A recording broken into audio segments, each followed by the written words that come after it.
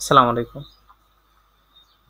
Welcome to explore job news with শাফি।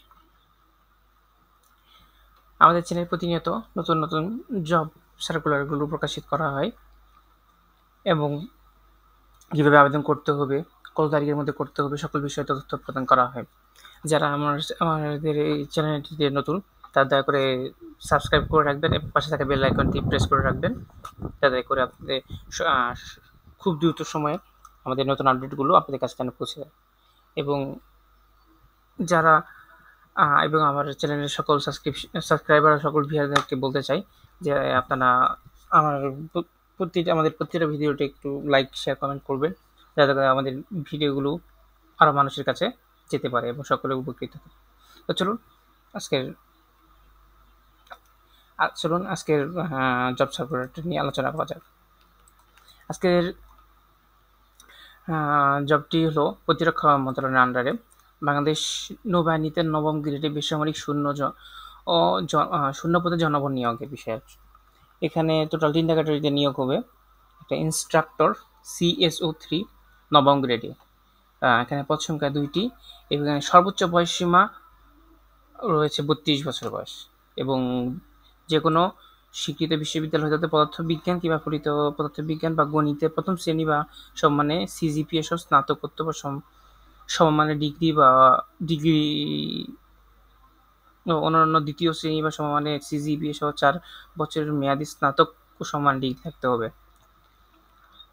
দ্বিতীয় category জবটি হলো ANSO CSO3, এটি নবম গ্রেডের। এখানে পদ সংখ্যা রয়েছে 4টি, এখানে বয়স 32 বছর। যে কোনো শিক্ষিত বিশ্ববিদ্যালয় থেকে আপনাকে পাস করতে হবে স্নাতকোত্তর। তারপরে ক্যাটাগরি জবটা হলো AASO, এটাও CSO3-তে নবম গ্রেডের একটা জব। এখানে পদ সংখ্যা রয়েছে 1টি, এখানে সর্বোচ্চ বয়স তবে 32।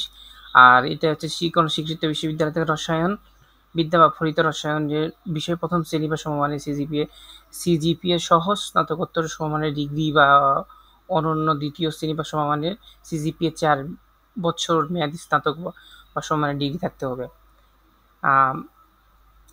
এখানে অনলাইনে সকল আবেদন করতে হবে এবং প্রার্থীর বয়স 30 জুন 2025 থেকে 18 জুন 18 থেকে 32 বছরের মধ্যে হতে হবে। আর এই প্রজ্ঞাপনটা জনপ্রশাসন মন্ত্রণালয় 23শে জুলাই 2024 তারিখের 8 নম্বর প্রজ্ঞাপন অনুযায়ী কোটা নির্ধারিত রয়েছে এখানে। আর এটি আবেদন সীমা অনলাইনে আবেদন হবে 1 জুন 2025 সকাল 10টা থেকে। অলরেডি আবেদন শুরু হয়ে গেছে এবং আবেদন পূরণ সহ পরীক্ষার ফি জমা দিতে হবে 30 জুন 2025-এর মধ্যে। আর আপনারা দ্রুত শীঘ্রই সম্ভব আবেদনটি করে ফেলবেন। আর উক্ত সময়সীমার মধ্যে ইউজার আইডি প্রাপ্ত অনলাইনে আবেদনপত্র সাবমিটের সময় থেকে পরবর্তী 72 ঘন্টার মধ্যে টেলিটক প্রিপেইড মোবাইল নাম্বার থেকে SMS এর মাধ্যমে ফি জমা দিতে হবে। তো একটা টেলিটক প্রিপেইড মোবাইল নাম্বারের মাধ্যমে 72 ঘন্টার মধ্যে ইউজার আইডির বিপরীতে আপনাকে SMS এর মাধ্যমে পরীক্ষার ফিটা প্রদান করতে হবে। নম্বর থেকে SMS এর মাধ্যমে পরীক্ষার ফিটা জমা দিতে হবে। আর পরীক্ষার ফি যদি আপনারা জমা দিয়ে থাকেন, সেই ক্ষেত্রে আবেদনটি গ্রহণযোগ্য হবে না। আর এখানে আরও অনেক তথ্য রয়েছে। এই পিডিএফটা পিডিএফ সহ অ্যাপ্লাই করার লিঙ্কটা আমার ভিডিও ডিসক্রিপশন বা কমেন্টে পেয়ে যাবেন। আর সাথে থাকার জন্য ধন্যবাদ। আসসালামু আলাইকুম।